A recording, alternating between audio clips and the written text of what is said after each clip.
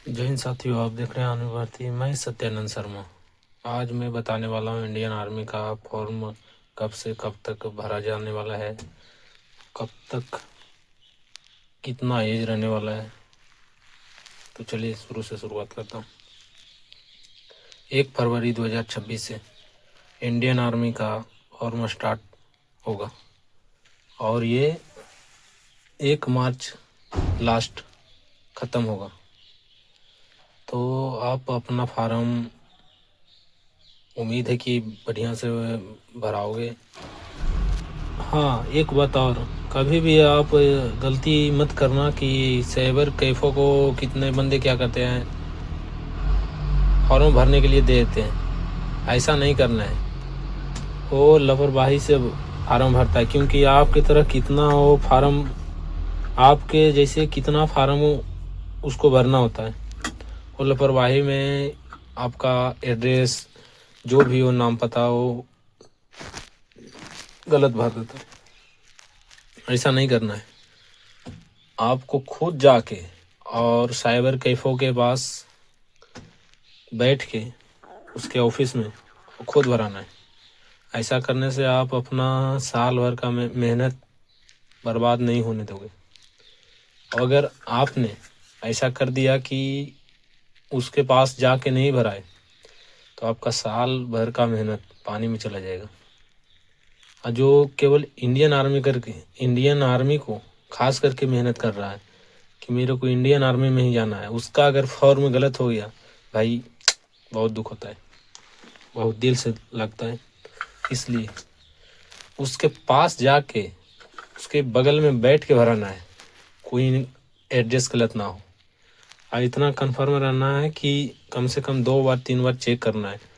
हाँ, हमारा नाम क्या है, हमारा एड्रेस क्या है, हमारा नाम पता, गांव का, घर का, शहर का, जो भी हो सही होना चाहिए।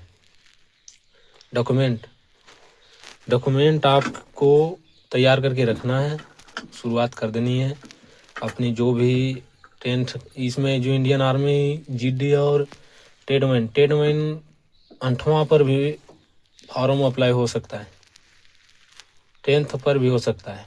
जीडी के लिए 10th पर 40% से ऊपर होना चाहिए ऑल में, और सभी सब्जेक्ट में 33% से ऊपर होना चाहिए, तो आपका फॉर्म अप्लाई होगा। या तो फिर जिसका कम है वो, हाँ, कितने बच्चे होते हैं ना बिहार से जो जिनका इंग्लिश में फेल है। कुछ नहीं होता है इंग्लिश में, आपको 5-6 विषय का वो मान्यता दी जाती है। आप ऐसा नहीं समझना कि मैं इंग्लिश में फेल हूँ तो मेरे को फॉर्म अप्लाई नहीं किया किया कर सकते हैं। आप कर सकते हो, क्योंकि इंग्लिश में मायने नहीं रखता। हमारे कितने दोस्त हैं, मैं खुद इंग्लिश में 33% नहीं था मेरा, फिर भी हो गया। इंग्लिश चेक नहीं करता कोई, आप फॉर्म भर सकते हैं। इसलिए ये नहीं सोचना कि मेरा इंग्लिश में तो है ही नहीं, मेरा फार्म अप्लाई होगा ही नहीं। नहीं, ऐसा नहीं सोचना है, सबका होगा। और 1 फरवरी से भरी जानी है, और फॉर्म बढ़िया से भराना है। ये नहीं कि लापरवाही नहीं करना, क्योंकि साल भर का मेहनत आपका बर्बाद हो जाएगा। तैयारी कितनी करनी है, कब करनी है, आप लगे रहो और पढ़ते रहो। किसी भी प्लेटफॉर्म में पेपर हो, बढ़िया से पढ़ो, ईमानदारी से पढ़ो। और सिलेक्शन लेना है तो ईमानदारी से तो पढ़ना ही पड़ेगा। बात करते हैं विषय पे। इसमें 4 सब्जेक्ट होते हैं जीडी में और टेडमेंट में, जिसमें से 15 क्वेश्चन मैथ में पूछी जानी है, 15 जीके, 15 साइंस, 5 रीजनिंग। मैं फिर से यही बताऊंगा कि आप सबसे ज़्यादा ध्यान मैथ पे देना। इन विषय पर भी ध्यान देना है, पर कम से कम देना है। कम से कम कहने का मतलब ये नहीं कि नहीं देना है, क्योंकि मैथ में अगर आप बनाना सीख गए ना, तो आप और डालोगे मैथ को, आप अलग प्रकार के एक गलती होने की, इसमें ज़्यादा से ज़्यादा अंक उठने का चांस रहता है। अगर एक बार सीख गए ना मैथ बनाना, तो आप डरोगे नहीं, आप बनाता जाओगे, क्योंकि प्रतिशत परसेंट जो होता है लाभ हानि में भी आता है। चक्रवृद्धि ब्याज, साधारण ब्याज, सभी में आपको परसेंटेज का काम होता है, दूरी में भी होता है। तो इसके लिए आप 1% पढ़ने से आपको सारे चैप्टर में आपको काम आने वाला है। इसीलिए मैं बोल रहा हूँ कि मैथ को ज़्यादा पढ़ना। साइंस पर भी ध्यान देना है, क्योंकि साइंस का आपको एक्स्ट्रा दे के जाएगा आप, क्योंकि आप पढ़ाई करोगे तो साइंस भी एक मैथ की तरह है, कम से कम इसमें चैप्टर होते हैं।